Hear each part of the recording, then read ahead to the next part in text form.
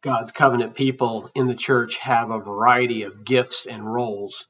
There are different types of leaders within the church, and the one-size-fits-all approach to leadership does not celebrate the variety of people in the local church, nor the church universal.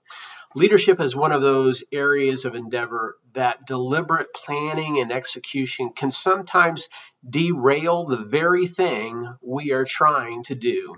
If you have ever had insomnia, maybe you have, you may be very familiar with the phenomena that the harder one tries to sleep, the more anxiety builds, making it harder to fall asleep. When we attempt to lead, it can go wrong in a number of ways. When we attempt to identify leaders and train leaders, it can go wrong in many ways. One way is that we get focused on our position as a leader rather than serving those in our community. Another way that it may go wrong is that those whom we lead may react to our spirit and our attitude. Maybe they don't count our judgment as a valid one. By the way, in this video, we take the position that everyone is a leader of some sort. One of the judgments against the city of Nineveh in the book of Nahum is that their leaders fail. The imagery of the king and other nobles being compared to lions as a metaphor is particularly poignant because a part of the training for these leaders, their military training, their training as leaders, was to hunt lions. The Assyrians loved to decorate with lions and took pride in their lion hunts. This is how they showed that they were mighty men. Listen to how the royalty of Nineveh are compared to lions in this passage in Nineveh, but in a way that shows their leadership fails. Where is the lion den, the feeding place of the young lions, where the lion and lioness went, where his cubs were, with none to disturb? The lion tore enough for his cubs and strangled prey for his lioness. He filled his cave with prey and his dens with torn flesh. Behold, I am against you, declares the Lord of hosts, and I will burn your chariots with smoke, and the sword shall devour your young lions. I will cut off your prey from the earth, and the voice of your messengers shall no longer be heard. Leadership training is a good thing. Churches should continually seek to identify leaders and develop them through formal training, mentoring, and providing opportunity for people to exercise their gifts. At the same time, leadership training can be a means of self-flattery. Being identified as a leader may cause some people to give into the vice of pride or disdain on those whom they serve. The Assyrians were proud of their ability to hunt lions and proud of their military prowess, and they did not serve those over whom they ruled. When they conquered another kingdom, they exercised a system of dominance. They required other lesser kingdoms to pay tribute, and also when called upon to supply their army, that Assyrian army, with people and forces for them to use when the Assyrians went out to defeat other people. In a previous lesson, we discussed how the Assyrians conquered the city of Thebes in southern Egypt. A part of how they did this was to bring forces from other vassal kingdoms with them to Egypt.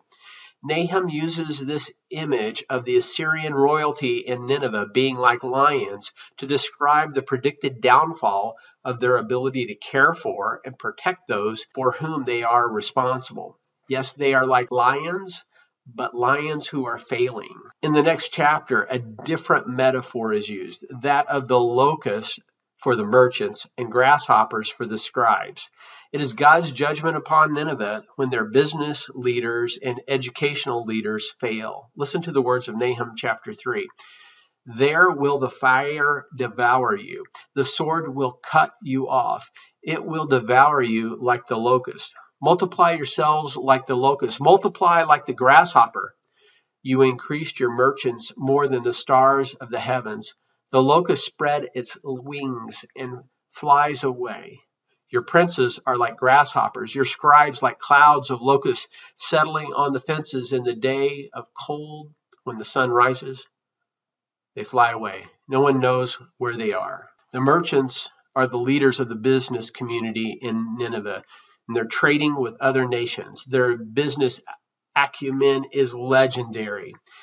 As Assyria was the dominant empire, the merchants trading with the surrounding vassal kingdoms would get good recognition from the other cities and the other nations, and they would want to trade with them.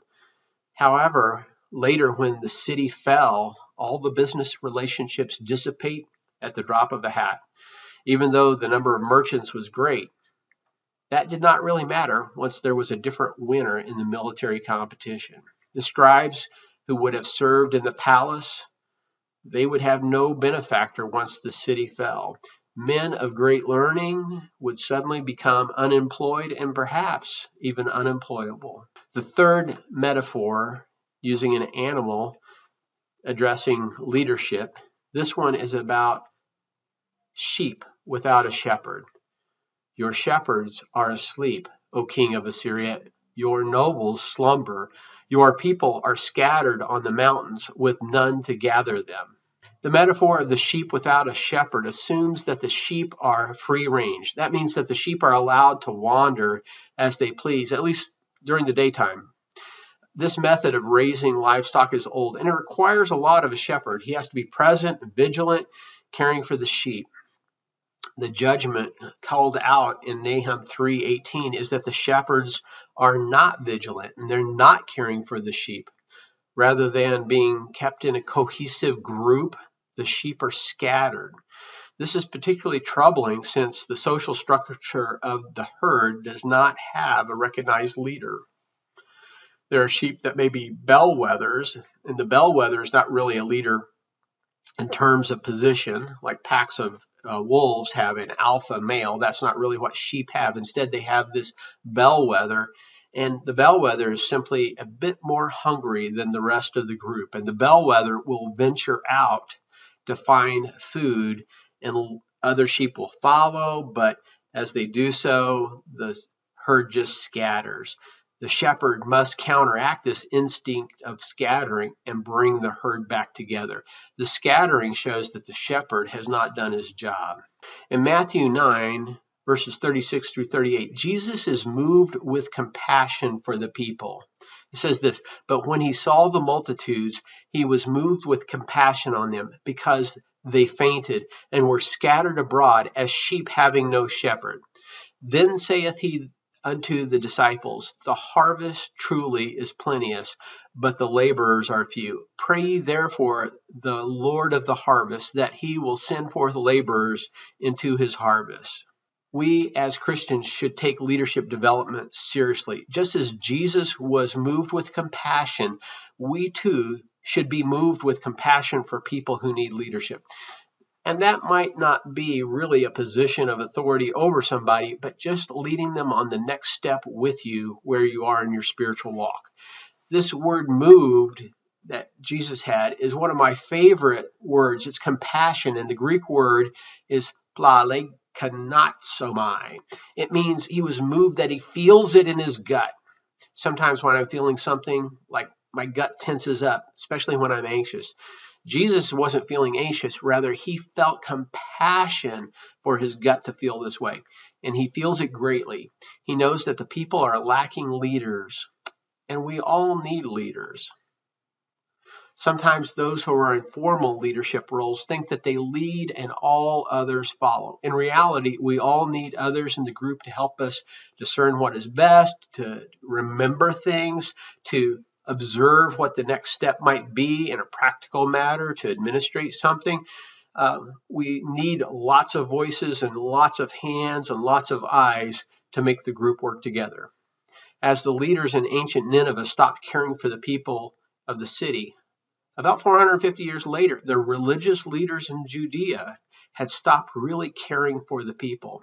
In the context of Matthew chapter 9, the religious leaders were more concerned about reinforcing their own power structures than caring for those suffering. Rather than lead the people in prayer and show compassion on a man who's lost his daughter, or somebody who's sick, or somebody with a disability like blindness, they focused on decrying Jesus because he threatened their power structure. It's tempting even today to seek those who are healthy, strong, wealthy, and relatively righteous to be a part of our churches. However, those who are sick, disabled, poor, addicted, and disrupted may be the right kind of people to lead us closer to the Savior. Leadership may come best from those whom the world has rejected. As you hear my voice, you may be the answer to someone's prayer. You may be the laborer who brings a harvest. You may be that unique voice to speak into someone's life. Leadership for the community is a shared responsibility among people.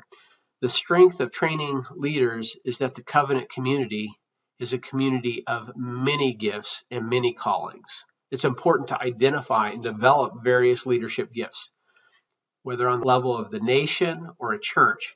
When leaders see the position as mostly about providing benefits for themselves, it's a sad day.